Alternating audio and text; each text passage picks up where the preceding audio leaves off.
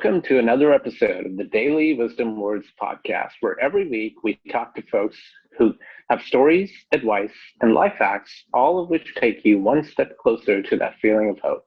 I'm your co-host, Neil Trevetti. And I am your co-host, Rini O'Day. And today we have the pleasure of talking to licensed psychologist with advanced training in forensics, Dr. John Delatorre. Hey, Dr. John, how are you doing? Hi, everybody. Dr. How's John. it going? Hi. Well, I was reading your bio. Yeah. And how does it feel to be the smartest guy in the room? Because you have a list. I just work really hard. I don't know if I'm the smartest person in the room, but I certainly work the hardest. That's for sure. Well, that's, we kind of like that. So Yeah. can you give us a background of, Yeah, you do that. Just one question. I've always found this interesting, that the way I introduced you was licensed psychologist with advanced training in forensics, because as I understand, right, in certain states, you're not supposed to officially say forensic psychologist. And I've always wondered, why is that? Like, what is the reason for them to say don't do that? So a lot of it has to do with what are terms that are protected legally. And one of a common term that is protected legally in all 50 states is the term of psychologist. And it's protected under certain reasons because you don't want people going out proclaiming themselves to be a psychologist when they're not trained to do psychology. And so one of the easiest ways to tell what term is protected in the jurisdiction that you're in is to look at the license that you have. So I'm licensed in 3 different states. I'm licensed in Arizona, Texas, and New York State. And each one of them is just a tad bit different. So licensed psychologist is a protected term in some states. Psychologist is another protected term in another state. Forensic psychologist is not a protected term, but it is a specialty in psychology. I can use forensic psychologist because it's not protected here in Texas. But in order to be like official, you should only use it if you're board certified in that specialty, right? So people who say that they're a licensed psychologist, they're all clinical psychologists, but you should really only be using, I'm a clinical psychologist if you're board certified in clinical psychology. Otherwise, you're just a licensed psychologist, which is what I am. I just specialize in forensic work. This is kind of a crazy question, but what I'm really, really fascinated by. If you could interview any criminal, past or present, someone that like John Wilkes Booth or OJ or someone, who would your pick be? You know who, so recently I've been doing a lot of on-air trial coverage for a couple of networks on Nicholas Cruz's penalty phase. And there are like millions of criminals that I would want to evaluate. But right now I'm really interested in evaluating Nicholas Cruz. If I could talk to him, because I don't think that I don't think the psychologists that have talked to him have really done a good enough job of understanding him. And I think that there are things about who he is as a person that we're probably missing. That's not to say that, that if he gets put to death, that it's a wrong thing. Like, I'm not saying that. I'm just saying that there are things about him that I think are being missed. And in order for us to be able to really enact plans to prevent these kinds of mass violence, we need to talk to these people and we need to understand them in ways that I don't think we're doing quite well enough yet. So if there's someone currently, it would probably be Nicholas Cruz. Here's going to be another thing that should I have said his name? There's a big controversy when it comes to should we be naming the individuals who engage in school shootings, because the implication is that a lot of these individuals are doing so because they want the notoriety, right? They want the infamy associated with it. So if you notice, especially in news reports, they'll just say the shooter or the perpetrator or the offender, like they say the name. They'll say the title, right? But they won't say the person's name, because a lot of what we've been doing as threat assessors and things like that have suggested that if we name these individuals, they're getting the infamy, right? They're getting the notoriety that's what they had wanted from the beginning. And I don't have two minds about this. I was asked this question on air recently about, well, if we're televising his penalty phase coverage, aren't we giving him the notoriety that he was so desperately seeking from before? But the problem is that as a country, as a community, as a society, we need to have open access to our courts. We need to know what is happening in our judicial system. If we start closing the door to these kinds of things simply because we're afraid of what the defendant is actually asking for, then they've won, right? Then the defendant has actually done what they intended to do, which is to change our society, right? The quote unquote, the terrorists have won. And so I see the point of saying, look, let's not give these people more infamy, or let's not give them more notoriety than they have already. But we need to know these people's names because these people have done these kinds of things. We need to understand our history, and the more we try to, gloss over it and try to, mark it and try to, make some parts confidential, the more we're going to miss the key aspects of it. And I don't think that that's right. So you will, if we do continue to talk about this, there will be times when I say the perpetrator's name. But I'm doing so because I think it's important that we know that this was a human being, number one, who did this, and that we don't give in to the idea that this was that they dictate how we continue to live our lives. Dr. John, have you ever been afraid, like, because you're talking about this person that, walked into a school and just killed people. Yeah. And I know that if you interview a criminal, they're probably, locked. They're probably handcuffed down and anything. But has someone ever said anything to you that scared you? Oh yeah. Oh, absolutely. There was one time. Now this wasn't necessarily directed towards. I wasn't necessarily afraid. I was afraid, but I was evaluating a person who had committed a sex offense that included murder. And I was evaluating him, and then something happened in the prison that I was evaluating this guy. And so there was a lockdown. So it was me and him alone in a room in a lockdown.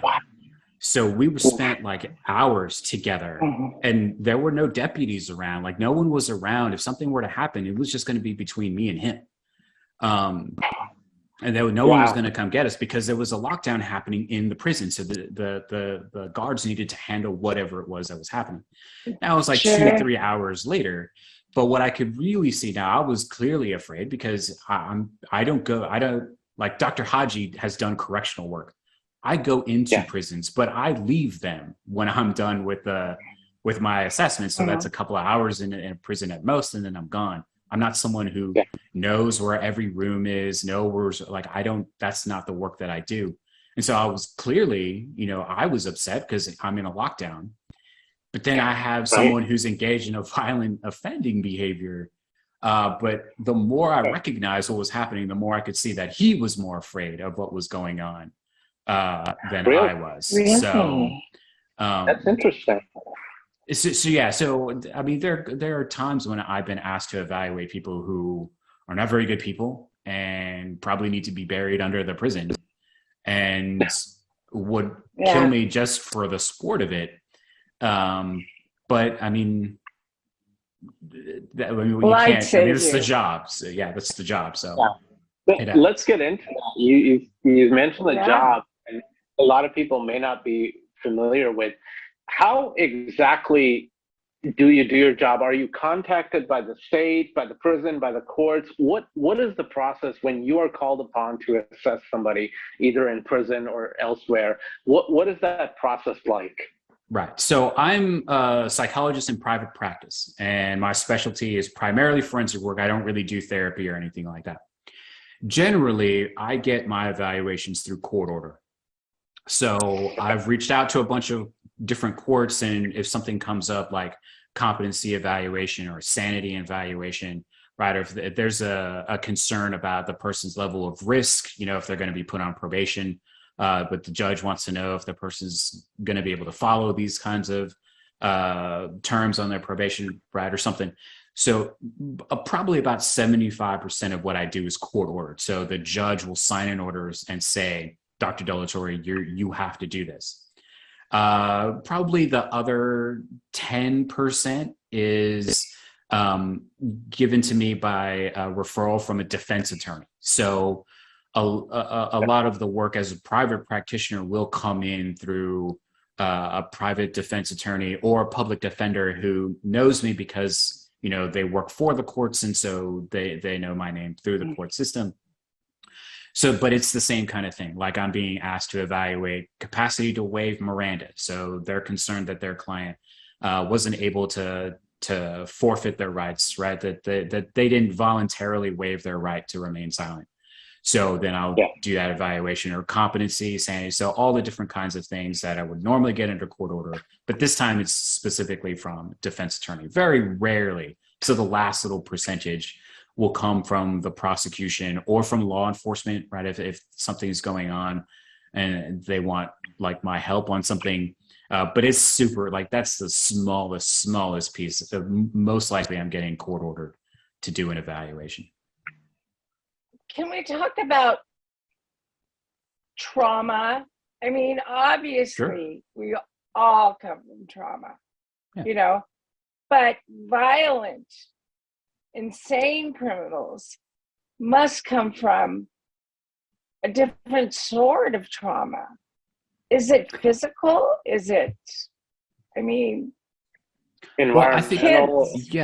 I think that there are different ways of answering that question. So I'm going to answer it in a way that I think a lot of people don't quite think about, and I think a lot of offenders don't quite think about also. So one of the areas of practice, niche parts of the forensic practice that I do is I'm trained to do evaluations on sexually violent persons, right? So these are individuals who have engaged in all different kinds of things, sexual offenses, and there's a potential that they need to be civilly committed because they're just that much of a danger to society.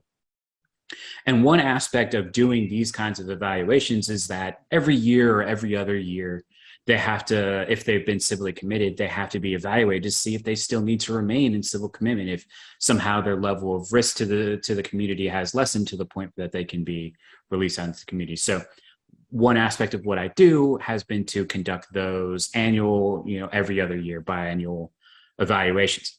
And one of the questions that I ask these guys, it's always guys, it's very rare. There are no female sexually violent persons. But one of the questions that I ask them is about abuse, right? But I don't ask it in a way where I'm asking them directly, have you ever been sexually abused? I do ask that question, but that's not the primary way in which I ask it. The primary way in which I ask it is, how old were you the first time you had sexual contact of any kind? And a lot of these guys will start saying they were 10, 11, 12 years old. And they'll start saying, but my partner, right, the person that they had contact with, was 16, 17, 18, 19 adult females. And so what we've noticed is that we have conditioned males to believe that if they engage in sexual behavior at an early age with an older female, that is something to be, happy about, that they should, prize that interaction, when the truth is that they have been offended against, right? They have been sexually abused. And so not every person who has been abused is going to be an abuser. But until we're able to talk about abuse and sexual behaviors and deviant sexual, until we're able to talk about sex in a way that everybody is comfortable with, we're not really going to get a full picture of why people do what they do. Why do they engage in these kinds of acts? It could be that they were traumatized, but plenty of people who are traumatized don't do these kinds of things. Plenty of people who have had pretty severe traumas have not engaged in these kinds of things. And also people who have had very little trauma, or the traumas that you and I might consider to be rather limited, they do engage in these kinds of violent acts and things like that. So I don't think we have a full grasp of why people do what they do, other than to say people do what they do because they wanted to do it. Abuse or not in their history is almost inconsequential. The people can choose to not engage in behaviors if they don't want to do it. Now, if they don't have the coping resources because of trauma or something like that, that's a different story. But we only do things if we wanted to do them. If we didn't want to do them, we wouldn't do them. And looking at offenders through that light, you can start seeing how the logic of why they do what they do, how it starts to make a little bit more sense, rather than, well, this person, raped 15 women, that he must have been sexually abused when he was a boy. But then you look in the past and you're like, I mean, there's pretty standard stuff. Like maybe he got whipped by a belt once, but I mean, that's like, you know what I mean? Like there's not always something there. Yeah. We have to start thinking about, okay, well, what other reasons might there be? And that's probably because they just wanted to do it. When we're looking at sanity, what we're evaluating is whether or not someone knew what they were doing was wrong. Well, truthfully, what we're really looking at is whether they knew it was wrong at the time of the offense, right? So it's really broken down. Well, what does wrong mean? Wrong can mean legally wrong. Did they have the knowledge that it was a crime? Or it can mean morally wrong, that there was something that was going on within them that made them believe that the behavior was okay, was justified. Now, that can be delusional thinking, or it could be that they were raised a certain way to believe, like honor killings and things like that, that these kinds of behaviors are okay based on the culture. So, right? So when we're looking at wrongfulness, we have to tease out legally wrong, morally wrong. But then we have, in some jurisdictions, what's called a volitional, right? Could they conform their behavior to the law? So whether they knew the behavior was wrong or not, could they conform their behaviors to societal norms? Now, not every jurisdiction has that, but we're really looking at multiple prongs when it comes to sanity. And if any one of those prongs exists, right, where someone does believe that what they were doing was correct, then they're going to be found insane. But if at any point they knew that the behavior that they were doing was wrong, like they knew that it was wrong, then they're sane, right? And their presumption is that they are sane, right? That's the baseline. We presume that they are sane, and we have to find evidence to justify that they were insane at the time. And that's actually really hard to do, because when you're retrospectively looking at this, it's hard for them to kind of negotiate, okay, well, what were you really thinking and feeling at the time? And that's where some people look at brain damage, right? So when we're thinking about how does brain damage play a role in this, what I'm going to tell you is that each of us has brain damage. Each of us has suffered some kind of trauma to our brain at some point in our lives, but it happens in an area of the brain that it doesn't really impact us all that much. The only real times that we'll see that brain damage has really impacted us if it happens here in the prefrontal cortex. So that's the part that separates us from other animals, right? It's the part that controls executive functioning. So it's the part that tells what we're going to do, how we're going to do it, right? So it's the planning part. It's what makes us human. Or if it impacts this part of our brain, right?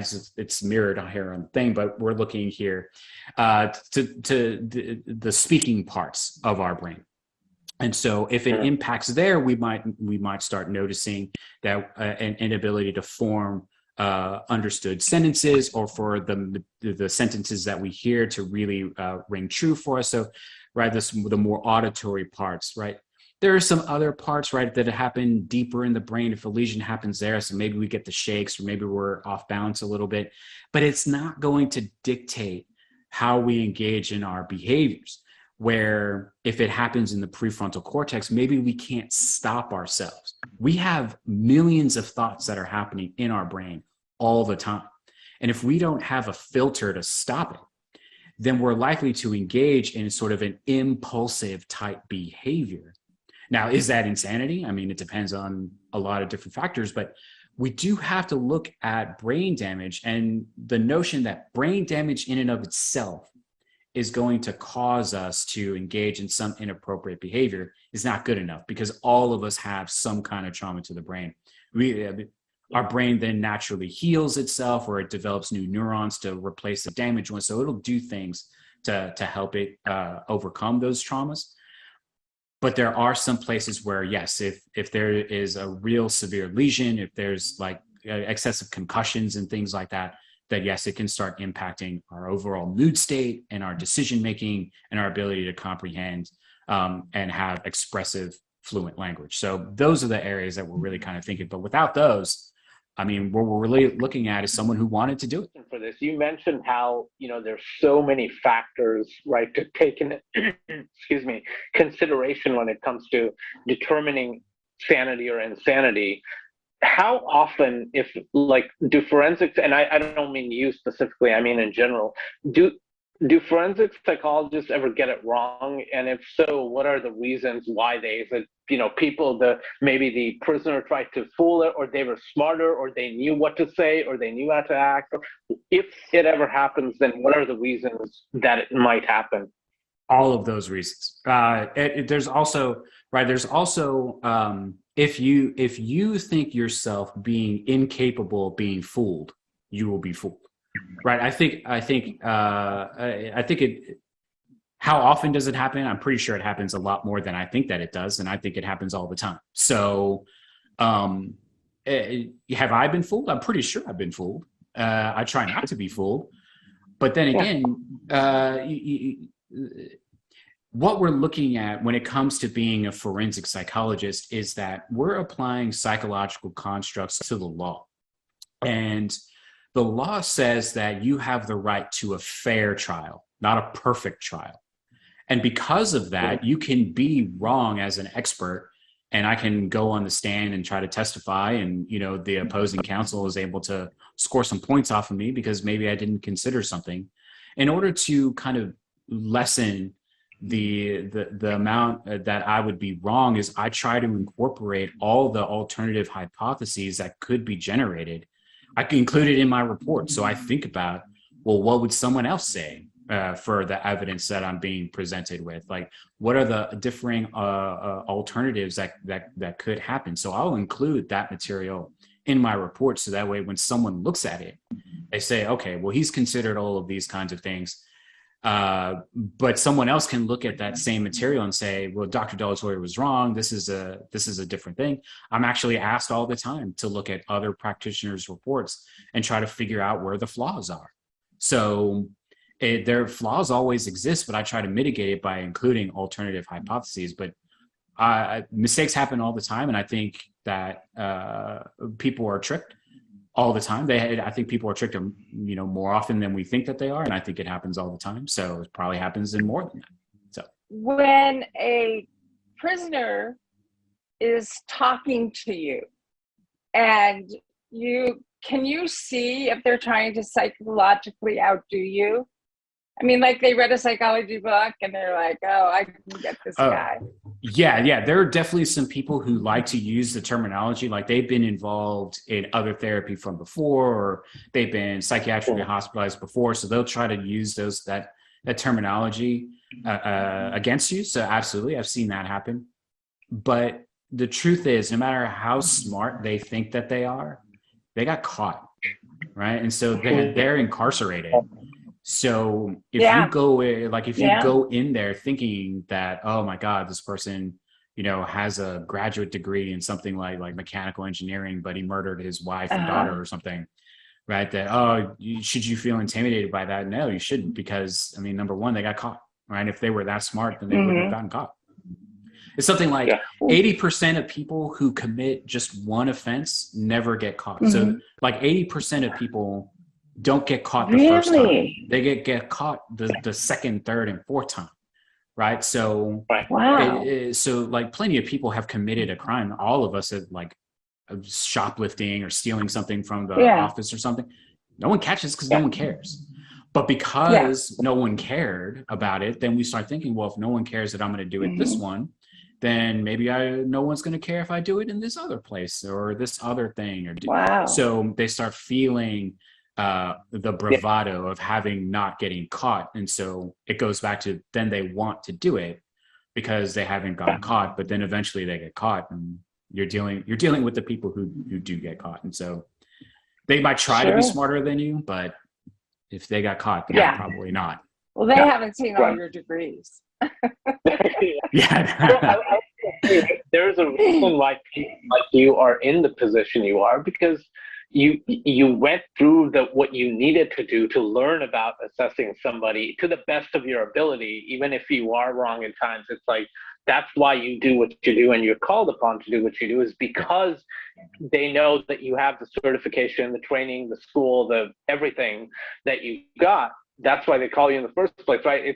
And not somebody lesser than you or so on and so forth. Yeah, and I never think that I get it right 100% of the time. And so I think that's the other part of it, is that if the practitioner goes in thinking that that they can't ever be tricked because they've got, X, Y, and Z psychological tests that they can give, or they've taken, deception detection training or some ridiculous thing like that, or if they think, oh, I know body language, which is a complete just fabrication of a field. They feel confident. There is no scientific basis for body language at all. There's zero. So anyone who proclaims himself to be a body language expert, they're just making stuff up. They're just 100%. So this. But here's so there is a caveat to that, which is because I get asked, on television a lot, well, what does this body language say, when this person is testifying? And I'll say, well, I don't really know this person at all. So we have to be very cautious. However, let's say I was seeing someone for therapy for a long period of time, right? So I've seen them for about a month, 2 months, or something like that. Once you feel confident that you understand and can trust the person, then you can start seeing, well, what their body language will say. Because once you get to know someone, you can tell what their body language is saying, but you can only do that after a certain amount of time. This sort of like cold reads and stuff like that, right? That's huckster stuff, right? That's the flim flam man from, P.T. Barnum and stuff like that. That kind of stuff, no, it doesn't happen. Micro expressions and all these kinds of things, right? They very rare. If you read Ekman's book, right, Paul Ekman's book on telling lies, he says they may happen, micro expressions, or they may not happen. So if you're looking for if you spend all of your time looking for, large body language things, or looking for the small micro expressions on the person's face, you've missed the key part of what you're supposed to be doing, which is listening to what the person is telling you. Because you're too busy looking for conflicting evidence. Just listen to the person, right? Let them tell their story, right? And in their story, you'll be able to tell. Humans aren't good at telling when someone is telling the truth, but they're really good at telling when someone is telling a lie, but they're really good at knowing when someone is telling the truth. So if I'm just listening to the person, I'm not listening for lies, because I don't know if I'm going to catch them or not. But I know that I'm going to know when someone is telling me the truth. And so if I'm listening to a person's story and I feel confident that I'm listening to the truth, I'm more inclined to believe them. But if I'm leaving the session, right, if I'm leaving the evaluation and I feel confused, I know someone has been lying to me. And their body language, right, whether they look up and to the right or some nonsense like that, that doesn't tell me anything. So I'm not going to.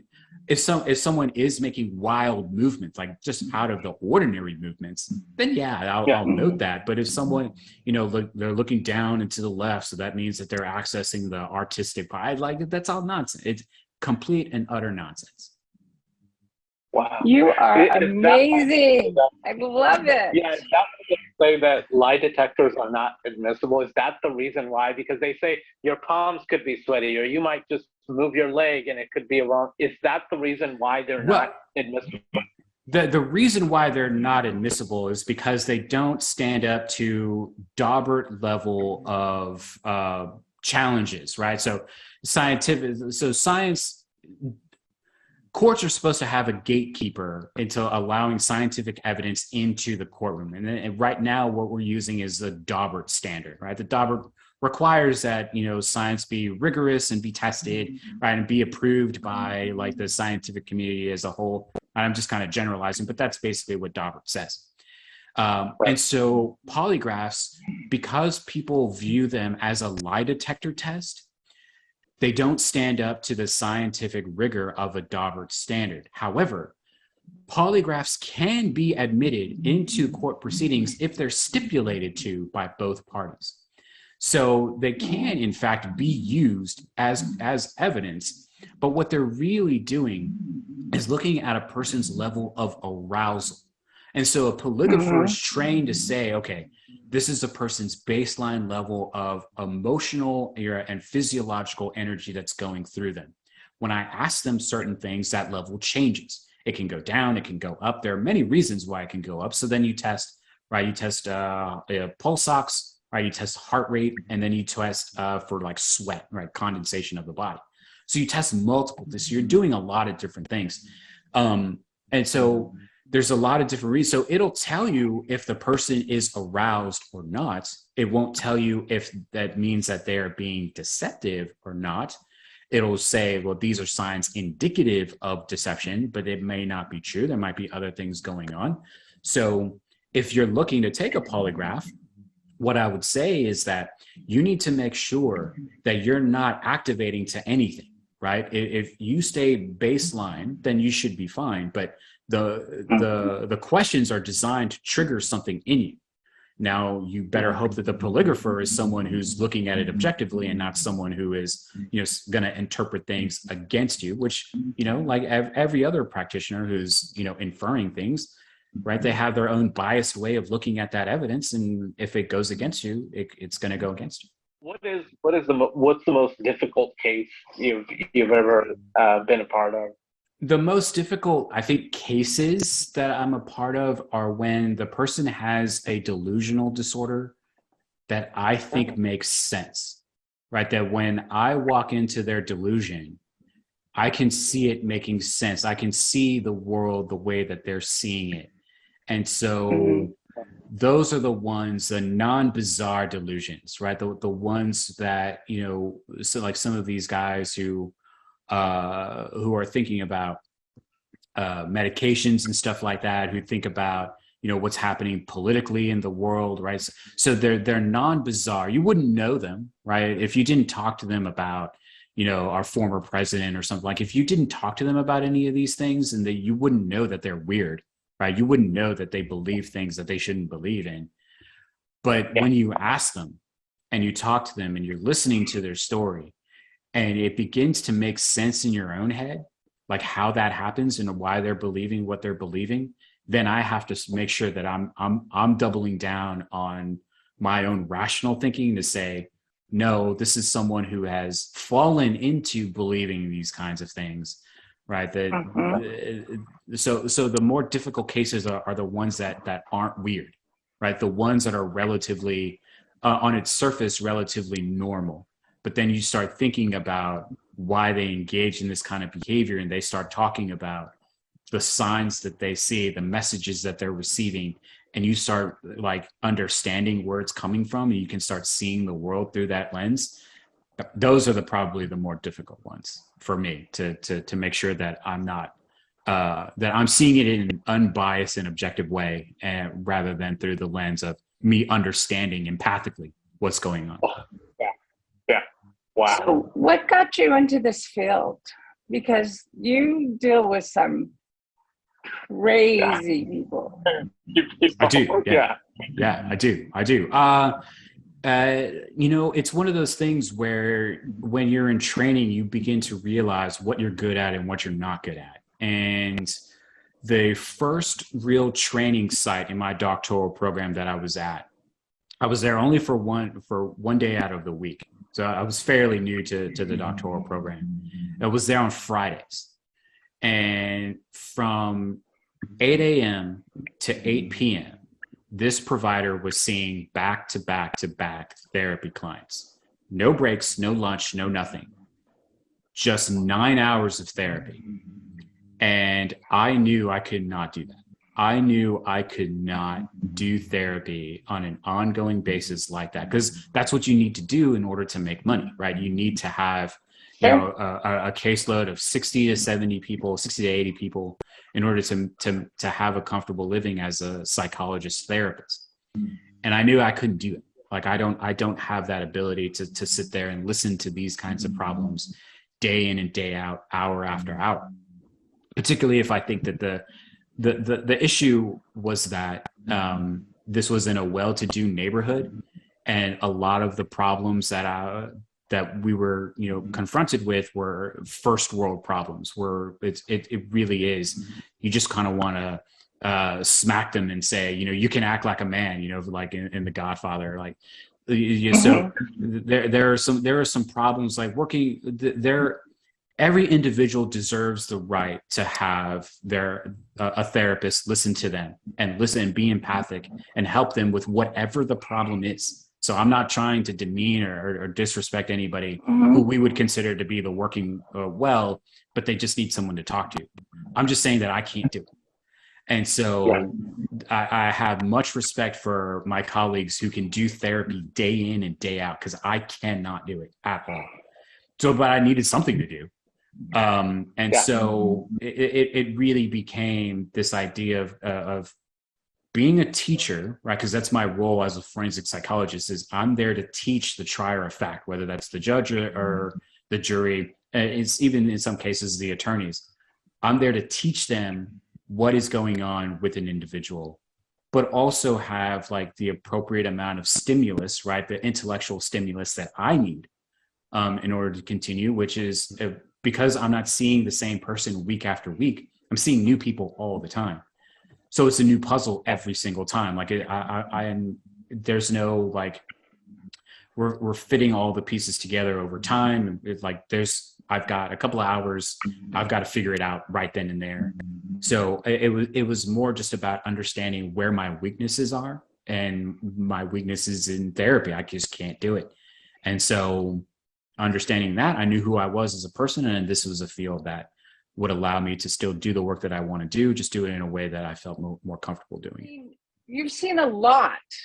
How much of it can start from past generations? Because we carry 3 generations of trauma in our spinal cord. Yeah. So if you talk to someone and you find out their father had issues or their grandfather, does that tell you there?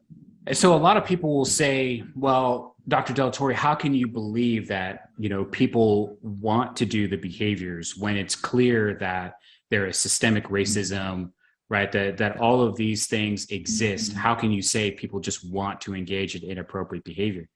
What I'm going to say is that there's a real difference between someone who understands that they have options and someone who's lived a life in which all options have been taken away from them, or they perceive all options having taken away from them. As a person of color, there have been options taken away from me, and it's been made evidently clear to me that some of the things that I was able to receive, I only got because I was brown. Whether that's accurate or not is inconsequential. I didn't believe them. And so there are some people, however, that do believe that there are some people who do not think that they can break the cycle of abuse. Now, they don't believe it for a multitude of reasons, but there are individuals who have been engaged, from their past trauma, their own past trauma, because their parents were engaged in the trauma, because their parents were engaged in trauma, because their parents were engaged, and so on and so forth down the line. And no one believed themselves capable of breaking that cycle. And I think education, number one, is the key thing that will help break the cycle. A lot of these individuals who engage in criminal acts do so because they are not educated, right? And they're not educated for a number of reasons. Either there isn't enough funding that's gone into schools, or because, they have dyslexia or some kind of learning disability that was not properly identified. And so because they didn't receive the services that they needed, they ended up dropping out. Whatever the reason is that they weren't educated, it continues and perpetuates the cycle of not having a decent job, not making decent wages, of engaging in self-medicating treatment through alcohol and drugs and things like that, which then leads to criminal behaviors. If you don't believe that you actually have choice in your life, then you'll live a life that has been quote unquote given to you by the past cycles of abuse. So that's how I say people, choose to engage in things while understanding and incorporating this idea that some people don't believe themselves to have choice. They don't believe that they can do these because society has constantly told them, no, you can't do this. No, you're raised in this area. You can never leave this area because that's all your people are good for, is to be in that area. And so my mom refused to believe that. My mom advocated for my ability to go to school, despite, some schools thinking that because she spoke Spanish, because my mom spoke Spanish, that I was not going to understand the English language good enough to be in their school. But she advocated for me to go to school. And so education is a key component to breaking that cycle. Now, there are other components, and a lot of these other components are very difficult. But there are ways in which we can do that. And it starts with us being more incorporated into our communities, to lifting our communities up as a whole, every single one of us, lifting us up as a whole to break these cycles of violence, because it does take one person, but it truly takes multiple people to say, this has to end. We have to end it now, right? Because it takes a village, right? There's a reason why that's the same, right? It takes a village because it also takes the village to say, we've got to stop what's happening with each of these individual members. Thank you. Thank you so much. Yeah, thank you for having me. It has been great, a guys. joy. Yes. Truly. Yeah. Can't wait to have you back. All right. Okay. All right. Take care. Have a good one. Bye.